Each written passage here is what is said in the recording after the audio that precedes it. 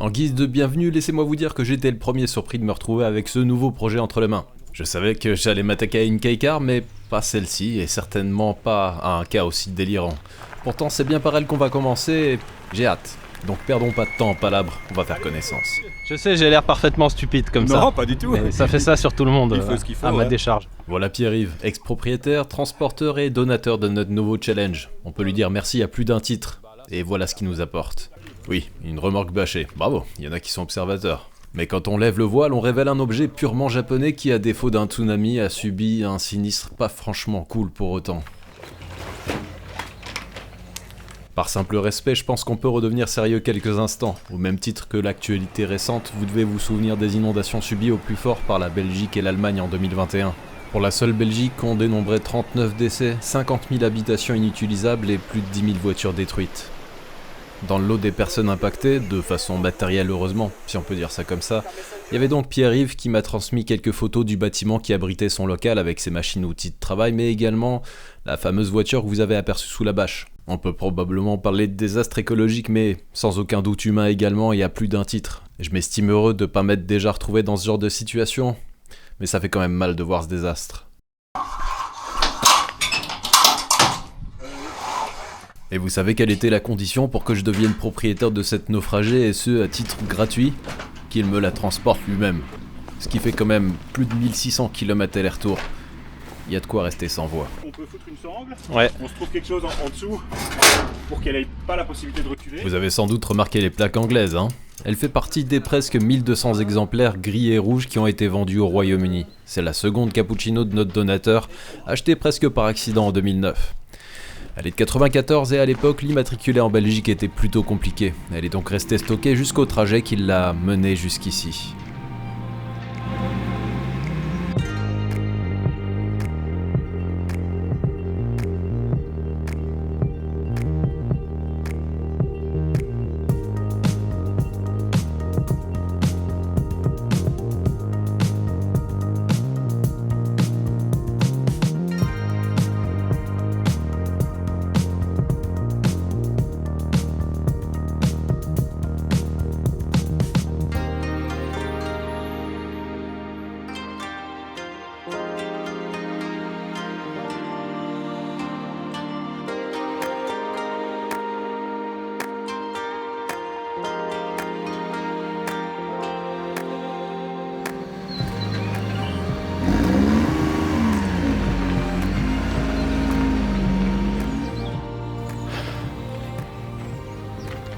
Avoir une bite, c'est bien.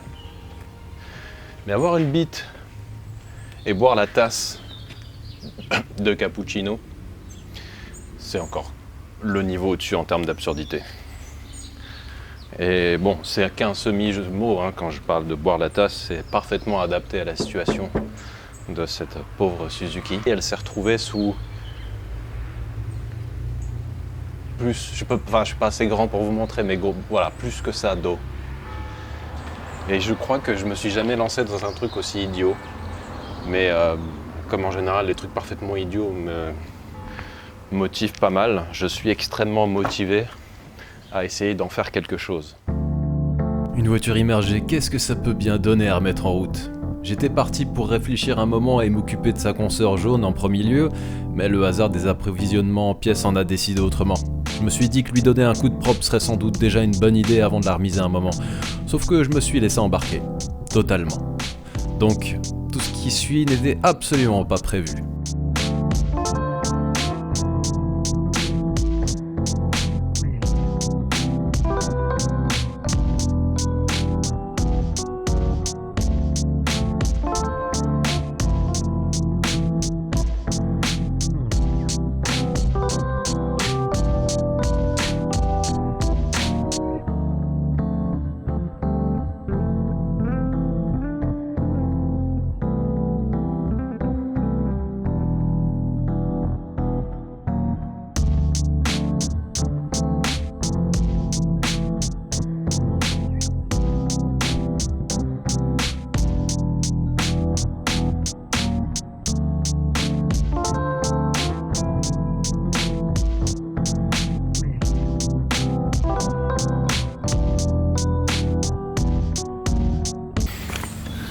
Avant qu'il se mette à pleuvoir, on va essayer de remonter les vitres. En essayant de rien abîmer. Oui, en fait ça c'était vraiment le seul truc que j'avais prévu de faire.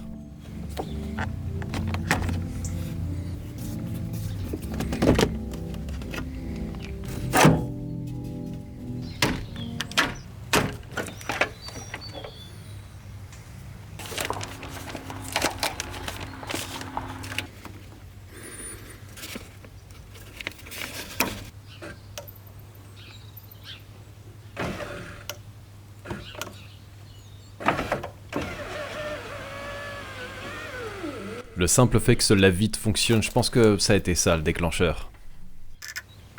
C'est quand même fou cette camelote là. 3 mètres d'eau et ça fonctionne plus. Bon, celui de gauche a été un peu plus capricieux. Je voulais faire les choses bien et démonter tout le système de la vitre, sauf que on peut pas. Le moteur passe pas, il faut le démonter indépendamment.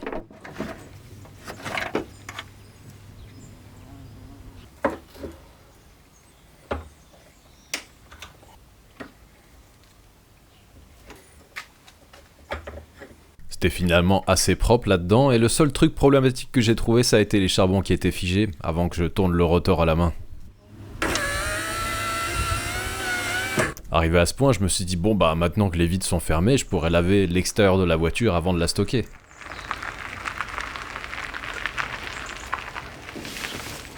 Comme les freins étaient un peu grippés, j'ai eu besoin de ma bite pour la pousser sur la dalle.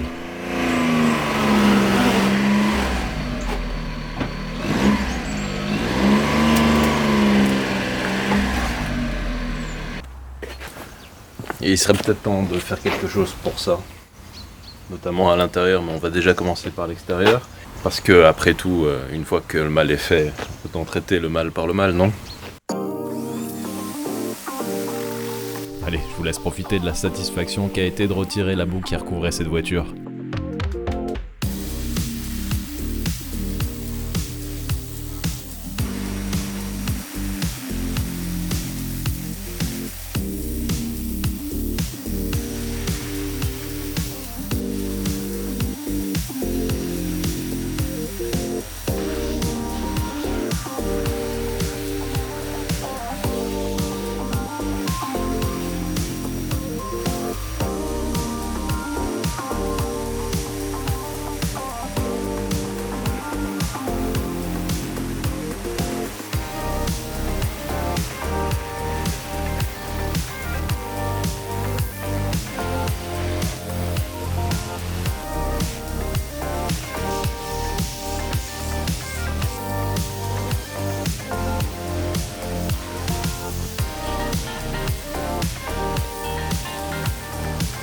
Puis tant qu'on y est, on pourrait peut-être aussi donner un coup sous le capot.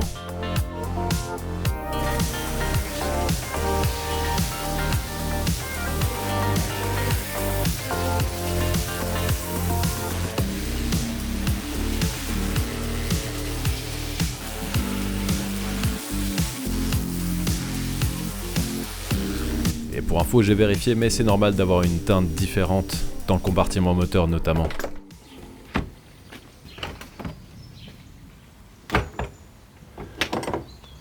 Donc la Cappuccino est un cabriolet modulable. Là, je m'amusais donc à enlever les différentes sections qui recouvraient la partie supérieure.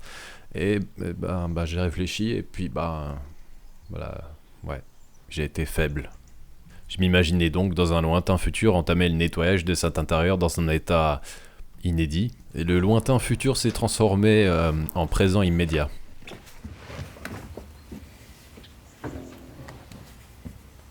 Mais pas sans mettre en œuvre le test du doigt, hautement scientifique.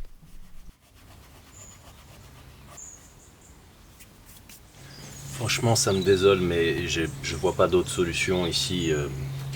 Il y a 1 ou 2 mm de boue en fait sur toutes les surfaces, donc la soufflette ça fera rien, c'est vraiment hyper collé. Il va falloir passer le nettoyeur de pression dans la voiture. Pas le choix. Et là, c'était une première pour moi. Laver une voiture à grande eau, non, ça m'était jamais arrivé jusqu'à maintenant. Ça fait un peu bizarre au début, et puis c'était finalement assez agréable.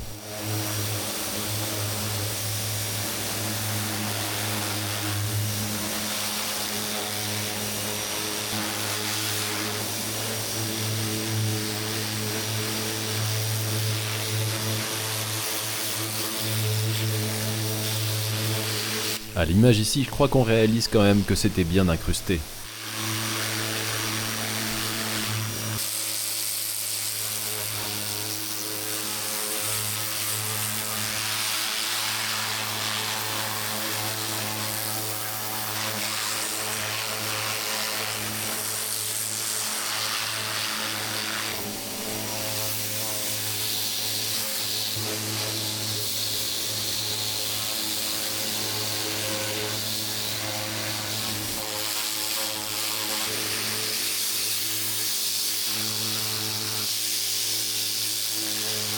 Et contrairement à l'effet que ça donnait au départ, non, c'est pas juste un peu de poussière déposée partout.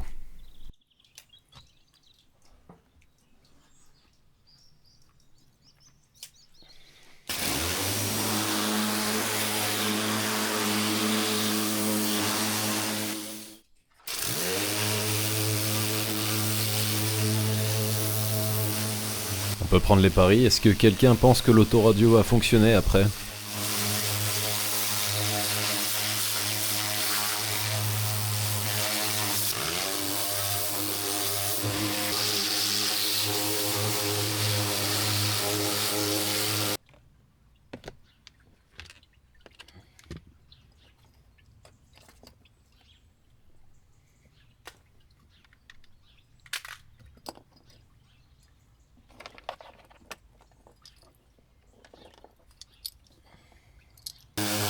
Là, je pense qu'on arrive un peu mieux à se représenter le résultat qu'on pourra obtenir dans quelques temps. Je sais pas pourquoi, mais sur une bonne partie de l'avant de la voiture, c'est piqueté de points de rouille.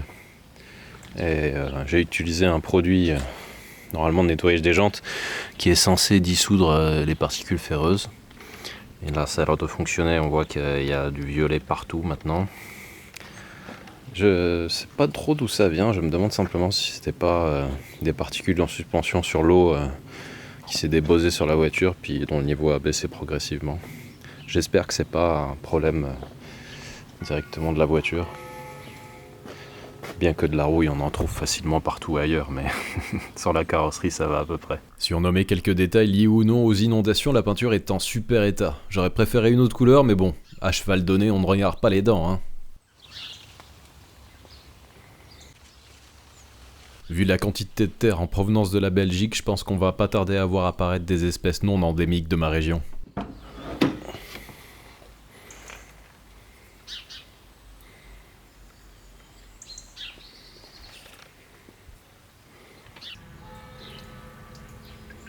Contre toute attente, cette japonaise n'est pas assez rouillée pour laisser évacuer l'eau de façon naturelle. Il va donc falloir enlever les bouchons d'évacuation, à commencer par ceux du coffre que j'ai nettoyé également. Ne me demandez pas pourquoi, mais dans le fond du bac de la roue de secours, c'est plein de pièces de monnaie. Je vais compter, je crois que c'est que des livres, mais il y en a un paquet. J'en ai déjà sorti un certain nombre. C'est très étrange comme emplacement pour ranger sa monnaie pour le pain. Eh ben oui, évidemment. Bon, pour faciliter l'évacuation, il va falloir déposer la moquette et donc enlever quelques pièces, dont les sièges et la console centrale.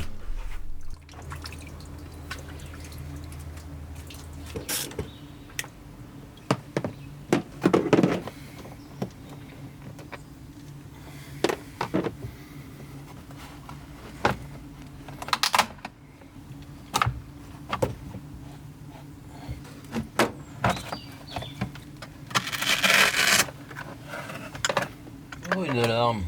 J'adore ces trucs-là, moi.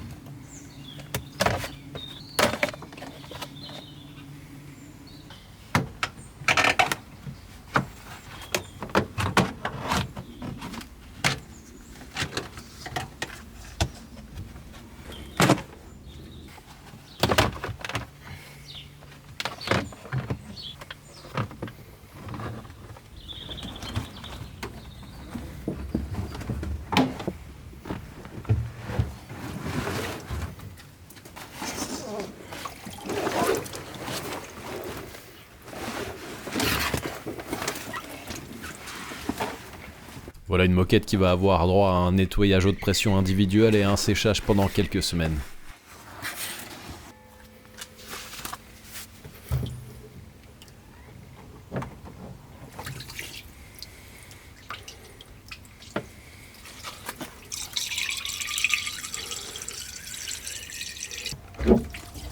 Par contre, j'étais peut-être un petit peu vite en besogne quand j'ai mentionné la rouille plus tôt en disant qu'elle était plutôt bien conservée. Bon, ça, c'est pas la faute de l'inondation, hein. On va être correct. On va pas lui mettre ça sur le dos.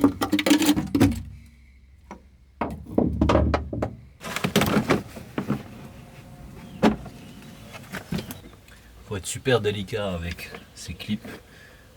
On rentre juste un peu la partie centrale pour pas qu'elle aille plus loin, sinon elle bloque la sortie de la graffe. Donc c'est pas très constructif. Et puis après, on peut les récupérer et les réutiliser.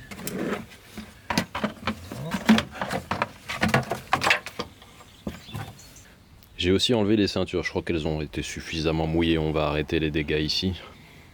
Et maintenant je vais pouvoir nettoyer ce qui reste là. Faudrait déposer le tableau de bord en entier aussi. Enfin, faudrait en fait mettre intégralement la voiture en pièces, mais on n'en est pas encore là. On va pouvoir démonter les aquariums.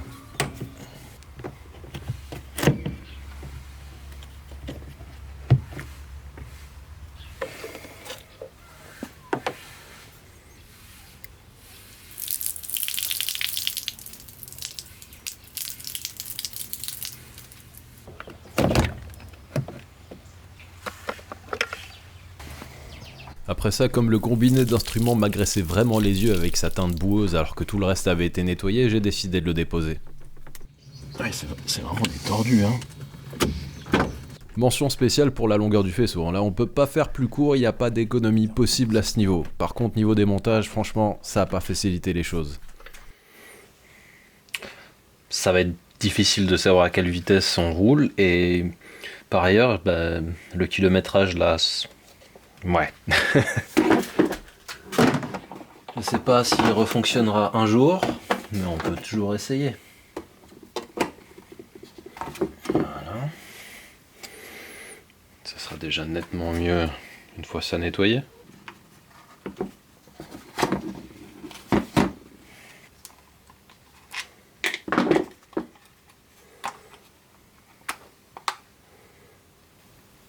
Je comprends pas. Comment c'est branché là? Oh, ok. C'est par les vis. Ok, je n'avais pas pensé à ça. C'est ingénieux. Voilà. Moi j'ai enlevé toutes les ampoules, mais je vais aussi tenter de retirer le circuit imprimé. Voilà. Ensuite, j'ai tout nettoyé aussi délicatement que possible et il a fallu mettre tout ça à sécher. Bon, j'ai enlevé le poste CD et le chargeur. Il y a un peu de bordel encore dans la boîte à gants. Il y avait une clé USB, un bouchon, des stylos, une vis, un clip d'origine Suzuki et une clé. Papiers qui ont bien pris l'eau. Après cette séance d'archéologie, je suis parti à la recherche du calculateur moteur. Ah, il est là.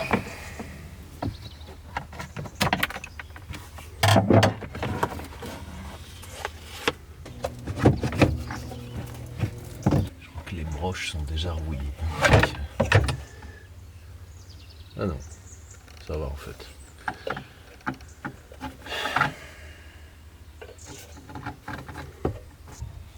Qui est pas loin et qui assurément a pas dû aimer beaucoup être dans la flotte, ou l'aimera pas du tout lorsqu'on mettra la batterie en tension. Je pense que c'est lié au système de clim ou un truc comme ça. Allons-y. Alors je l'ai penché et il y a encore de l'eau dedans. Et si pendant 2 ans la flotte est restée dedans, je suis pas très optimiste. Et je doute fort que ce soit moi qui l'ai rempli d'eau là. Je m'attendais à pire. Mais d'un autre côté, le pire c'est sûrement sur le verso. Ça va. Bon, il y a un peu de boue partout sur cette face parce que ça devait être dans ce sens-là, donc ça s'est déposé sur tous ces composants-là.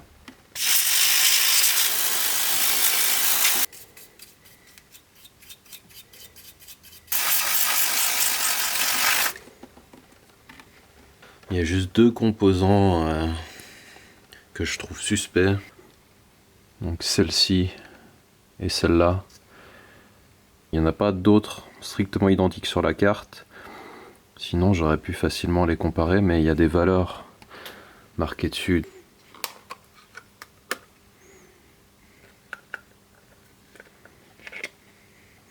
Pas trop mal, pareil. Meilleur moyen de se faire charcuter une bagnole et de créer des sources de panne dont on n'a pas besoin, installer une alarme. On va régler le problème, on va tout enlever du faisceau qui sont tirés un peu partout. C'était un modèle du genre Mastoc, donc il y a de quoi faire. Couper directement cette merde.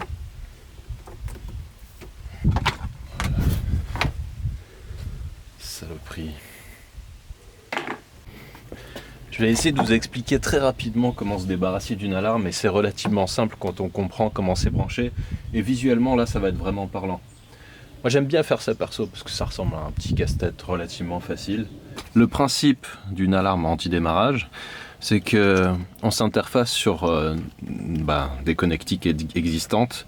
Sur le faisceau par exemple, il trouve le signal qui va actionner le démarreur ou l'allumage ou la pompe à essence, et ils lui font faire un détour. Au lieu d'aller directement de la prise ou du contacteur jusqu'au démarreur, en simplifiant les choses, ils lui font passer par des relais supplémentaires qui sont gérés par des sécurités, une clé supplémentaire, un code ou n'importe quoi d'autre.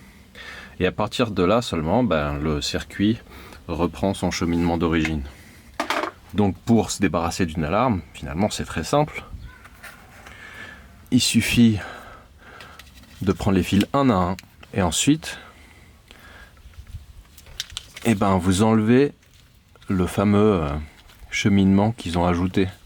Par exemple ici vous avez un fil noir et jaune de petite section, de moyenne section on va dire, et il devrait aller directement là. Donc on va simplement, vous voyez d'ailleurs on voit ici que ça fait un truc à la con, couper la connexion qu'ils ont fait entre celui-là et celui-là et relier le fil avec son cheminement d'origine. Et on fait ça avec les 3-4 connexions qu'ils ont fait sur ces 2 connecteurs qui sont liés au Neumann. Vraiment très facile à faire, faut juste procéder fil par fil et faire une connexion de qualité, une bonne soudure, bonne protection pour que vous ne soyez pas ennuyé par la suite. Mais vous le serez sûrement pas plus qu'en laissant le système d'alarme qui est généralement une vraie merde. Source de panne supplémentaire, parfois même plus grave, ça peut aller jusqu'à l'incendie. Moi je recommande toujours de se débarrasser de ces saloperies. Quand même nettement plus propre comme ça. On va en profiter pour laisser la flotte bien s'évaporer. Tout est en contact et j'espère que ça ira. Donc sur la plupart des composants électroniques, j'ai utilisé ce que Racing Lube m'a envoyé lorsque je l'avais parlé de ce projet idiot. C'est pas comme ça qu'on l'utilise. J'ai démonté toutes les pièces, tous les calculateurs que j'ai pu, je les ai ouverts, nettoyés, et après seulement j'ai passé ce produit dans tous les connecteurs et dans tous les recoins pour être sûr qu'il n'allait pas rester d'humidité qui ensuite pourrait causer des courts-circuits. Comme on va démonter un paquet de relais là, je vais faire quelques images histoire de savoir où il se monte.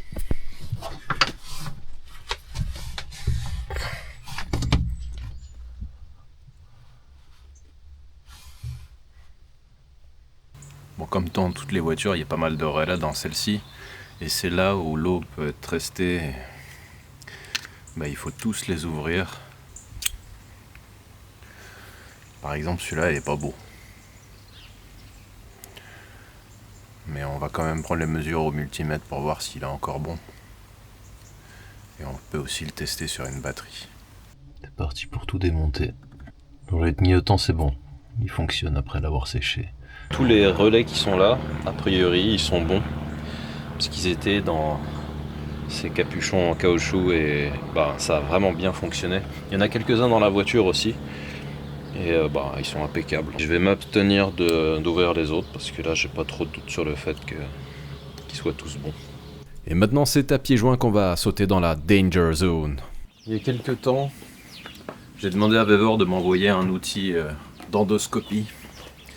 C'était destiné à la SL et comme la SL est restée beaucoup plus longtemps que prévu sur ses terres natales, j'allais dire, mais pas vraiment, mais enfin au Japon, ben, j'ai pas pu m'en servir. Et là je crois qu'on a trouvé la patiente idéale pour tester l'outil. On va voir si ça vaut le coup de s'équiper de cette chose-là. Le moniteur, je sais pas s'il est chargé. Ok, bah batterie pleine, donc c'est bon. Évidemment, on a de quoi la tourner dans tous les sens. On va enlever le capuchon. Donc là, vous avez ma tronche. Vous pouvez même vous voir vous, sous la forme de cette caméra Sony. Je peux l'orienter de cette manière. Alors c'est que sur un axe, mais c'est suffisant, je pense. Et normalement, on peut... Voilà, c'est allumé déjà. La première chose qu'on va faire, je pense, c'est la mettre dans un cylindre dont le piston est suffisamment descendu pour observer les parois de ce fameux cylindre. À nous maintenant. À quoi on pouvait vraiment s'attendre à part un truc qui fout un peu les jetons. Et donc oui, ça c'est quand même pas génial. On va pouvoir mettre de l'ATF directement dans le cylindre, je pense. En tout cas, ouais, l'outil très bien. Les cylindres, beaucoup moins. Si ça vous intéresse, je vous ai mis les en description. Et moi, je vais regarder l'état des autres. Même si logiquement, si celui-là il est tout en bas, les autres devraient être tout en haut. Ce qui veut dire qu'on va devoir bouger le calage. Et donc, on va commencer par mettre du liquide dans ce cylindre pour essayer de lubrifier ça parce que c'est vilain.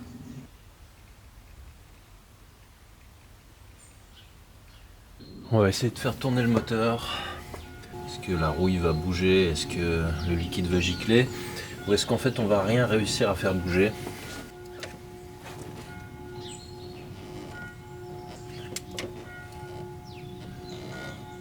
Ça a l'air de bouger, hein? Une vitesse. Un détail qui peut avoir son importance, mais je me fais avoir à chaque fois. C'est bizarre, ça revient en arrière. Voilà, le piston monte. Je pense qu'on va pouvoir s'aventurer à le faire tourner un peu plus. Peut-être même une révolution complète. Ça a pas trop mal marché mon merdier, je crois. C'est nettement plus propre. Par contre, bon, la segmentation elle est collée parce que sur le cylindre du milieu en tout cas, il n'y a plus rien dans le cylindre justement. Donc c'est tout passé à travers la segmentation. Il restait à enlever tous les débris liés à la rouille ou à autre chose d'ailleurs. J'ai bien l'impression que là-dedans on va découvrir un filtre à air dans des dimensions incongrues. En fait on dirait un fil d'habitacle. Ouais, il y a justement des fils d'habitacle beaucoup plus grands que ça. On va essayer de nettoyer et de sécher tout ça parce que pour l'instant on va en avoir besoin.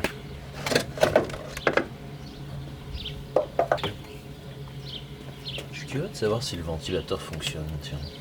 Ouais, c'est bon.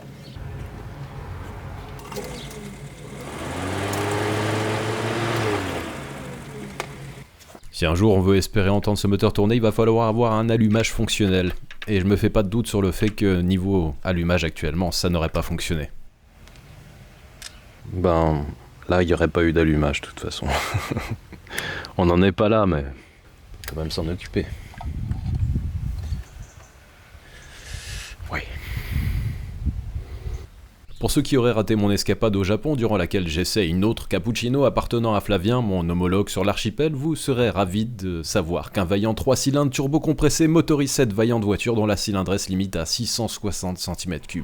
D'ailleurs, si on veut un jour entendre ces trois pistons faire harmonieusement leurs allers-retours sans une rencontre fatale avec des soupapes, il vaut mieux s'assurer que la courroie n'est pas sur le point de finir en charpie. Voilà à quoi elle ressemble. Elle est pas vilaine.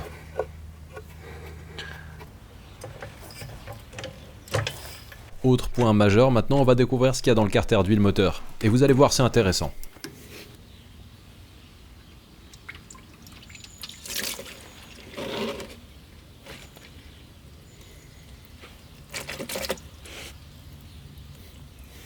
De l'eau. Question physique des fluides maintenant. Quelle quantité d'eau s'écoule en 13 secondes par un orifice de 15 mm de diamètre avec environ 5 litres d'huile qui font pression? Moi je sais. Beaucoup trop. D'ailleurs, j'ai encore rajouté de l'huile fraîche pour essayer de ressortir le maximum de saloperies qui devaient être collées complètement au fond du carter. Ensuite, après avoir enlevé les bougies, j'ai versé plusieurs litres de dégraissant en espérant comme ça faire remonter toutes les saloperies après les avoir pompées.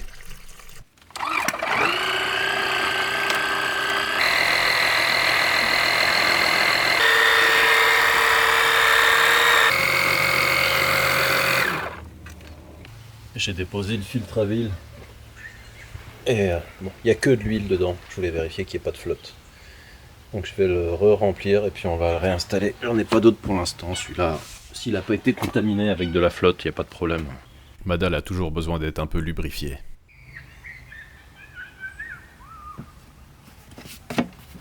Ça y est, le niveau d'huile est bon. J'ai enlevé les bougies. Donc, si jamais le moteur se met à tourner, il n'y aura pas de compression, ça va s'évacuer par là. J'ai mis un t-shirt pour pas que ça en foute partout, notamment sur ma tronche et sur le capot. Il n'y a pas d'allumage. À ce niveau, ça risque rien. La pompe à essence a démonté, donc ça va pas en ingérer. L'admission d'air est débranchée, donc si jamais il y a de l'eau dans l'intercooleur, ça pourra pas l'aspirer. Et j'ai quasiment tous les fusibles de débranchés. Il ne reste plus que ceux-là qui, je pense, sont ceux pour le démarreur notamment. Donc on va en avoir besoin. On va approcher la batterie, on va brancher les cosses tout doucement, juste pour voir si on a des consommateurs. En principe, on ne devrait pas en avoir là. Et la voiture a pas de vitesse là, j'ai vérifié. N'ayant observé aucune étincelle aux bornes de la batterie, je me suis dit que c'était plutôt bon signe et que je pouvais remonter mon combiné d'instruments et préparer le remontage aussi du calculateur.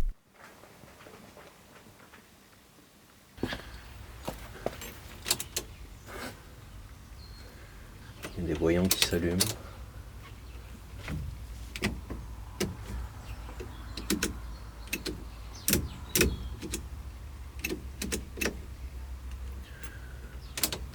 Pas grand chose.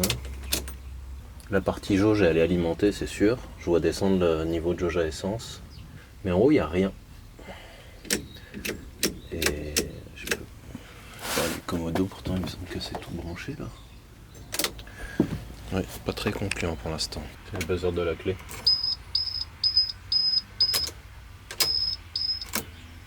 J'ai rebranché le CU. Ah, là il y a beaucoup plus de voyants qui s'allument tout de suite.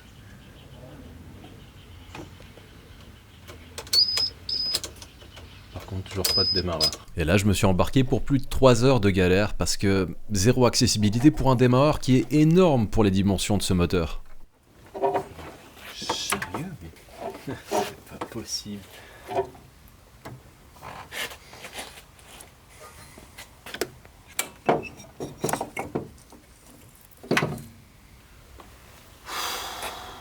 Je ferai pas de commentaires. J'imagine qu'en fait il est parfaitement bon.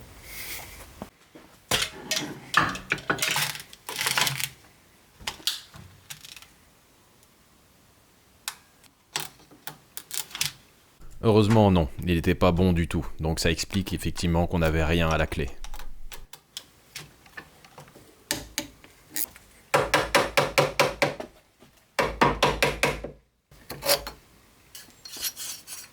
Là c'est grosso modo le même genre de moteur que pour le lève-vide, juste en plus gros et encore plus corrodé.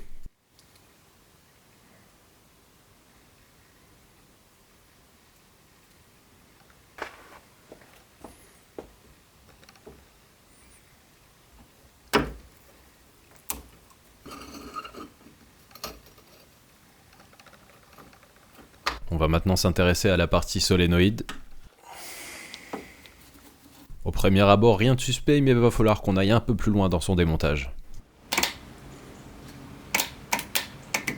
On l'entend bien actionner en tout cas, mais rien ne se déplace.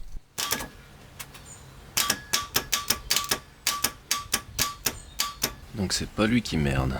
On va devoir ouvrir l'autre partie parce qu'il y a un truc qui coulisse pas bien là. Et voilà ce que ça donnait après une dose non négligeable de dégrippant. Il commence à bouger.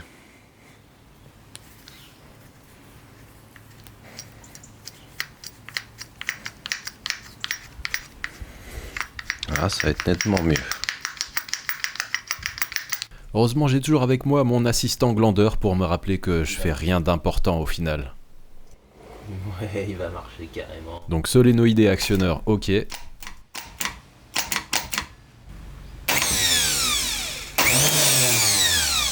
moteur fonctionnel, donc je vous épargne le remontage et on va directement passer au test. C'est l'heure de réessayer.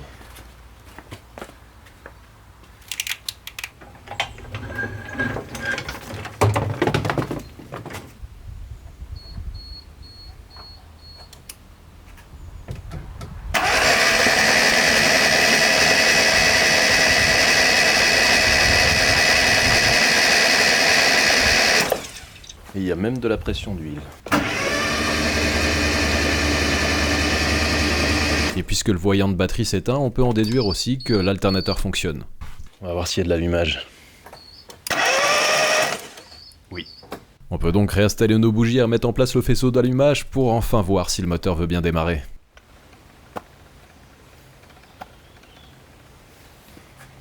Je précise que j'ai laissé la pompe à essence débranchée pour être sûr qu'elle puisse pas ingérer de saloperie dans le circuit de carburant. Ici on va utiliser un gaz inflammable.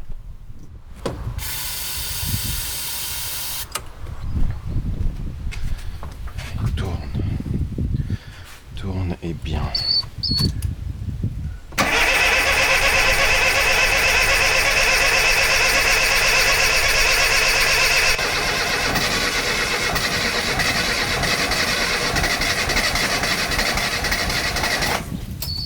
Ça va le faire.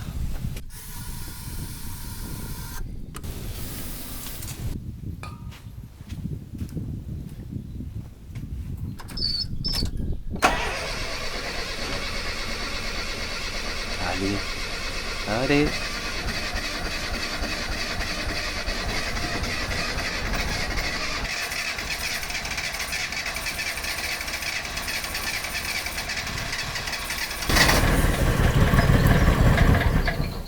Ça tourne, hein?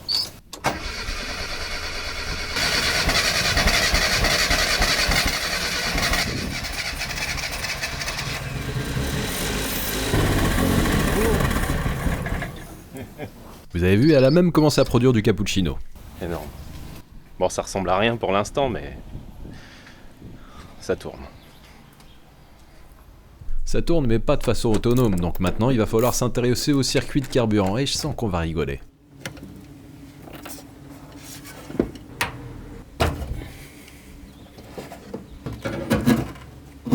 Ouh là là là là. Ah ouais. Eh oui, hein. Il y a de l'eau dedans.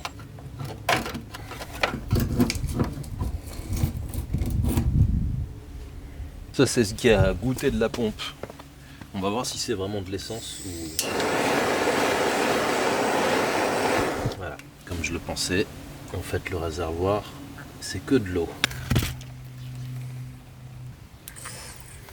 Ça fait partie quand même des trucs les plus étonnants que j'ai vus depuis que j'ai commencé à bosser sur cette voiture.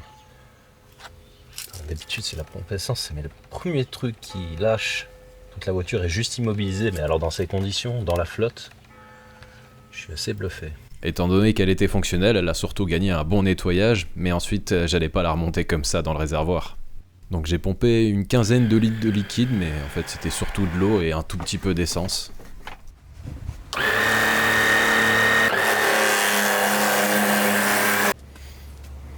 Là c'était le moment approprié pour ressortir l'endoscope et se rendre compte que c'était rouillé et dégueulasse, mais probablement utilisable à court terme. La partie immergée, c'est celle qui s'en est le mieux sortie, mais alors les sections qui étaient à l'air, c'était une catastrophe. Cela dit, j'ai vu nettement pire. J'ai donc retiré le maximum de liquide qui restait au fond et ensuite j'ai sacrifié un vieil aspirateur pour retirer les derniers dépôts.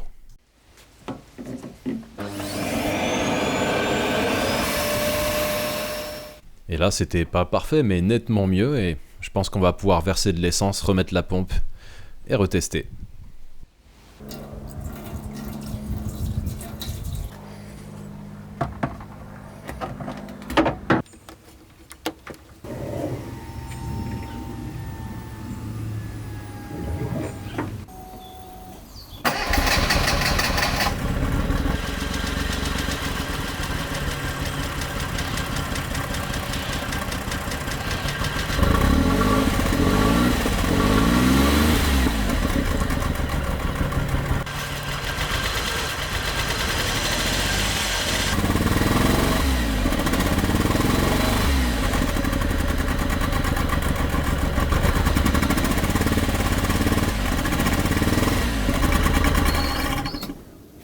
vous avez une bonne oreille, vous avez entendu qu'elle s'est mise à tourner sur 2 cylindres, donc là je dépose les bougies pour voir si par hasard il n'y en aurait pas une qui serait noyée. Et là, bon, c'était pas tellement mieux, donc j'en ai déduit que si elle tournait à peu près bien en nettoyant frein, il devait y avoir un problème avec les injecteurs, donc je les ai tapotés en espérant que ça puisse les libérer.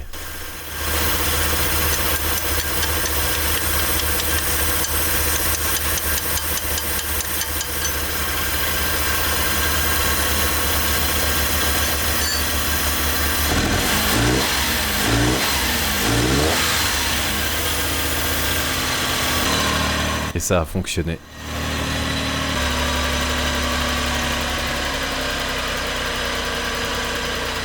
Vous en faites pas, c'est de l'eau, hein. C'est de la condensation, c'est pas dangereux. Ouais, mais il restait quand même un dernier truc qu'on n'avait pas pu entendre mécaniquement.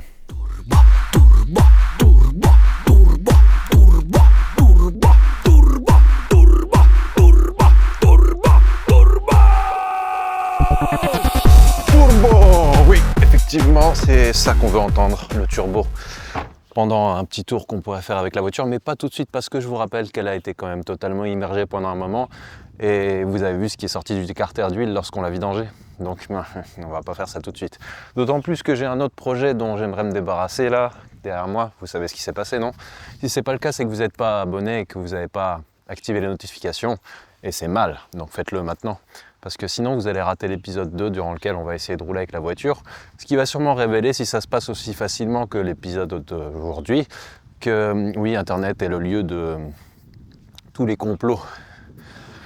J'ai simulé tout ça, comme vous le voyez. Il y en a qui vont le sortir, je le sais, c'est toujours pareil.